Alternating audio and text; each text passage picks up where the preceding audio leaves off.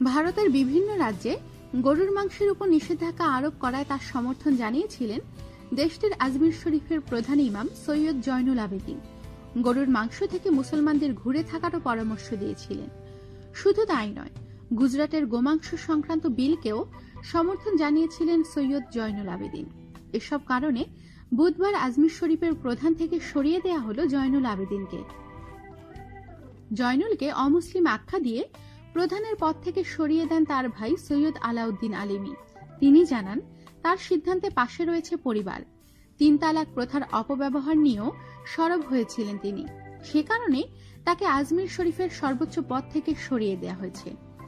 সংবাদ মাধ্যমে প্রকাশিত প্রতিবেদনে বলা হয়েছে, জয়নুল আবেদিনের জায়গায় আজমির শরীফের দেওয়ান নিযুক্ত হয়েছেন তার ভাই আলাউদ্দিন। সংবাদ মাধ্যমের কাছে তিনি এই দাবি করেছেন, যদিও আজমির শরীফ কমিটির পক্ষ থেকে এ বিষয়ে কোনো কিছু জানানো হয়নি। উল্লেখ্য, খাজা মঈনুদ্দিন চিশতির ৮০৫তম বার্ষিক উরুস চলাকালে জয়নুল আবেদিন বলেছিলেন, সরকারের সব ধরনের পশু হত্যা নিষিদ্ধ করা উচিত।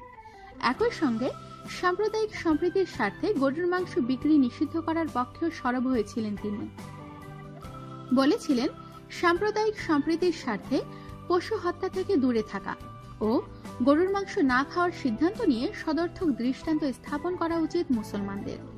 তিনি বলেছিলেন, গরুকে জাতীয় পশু ঘোষণা করা উচিত ভারতীয় কেন্দ্রীয় সরকারের।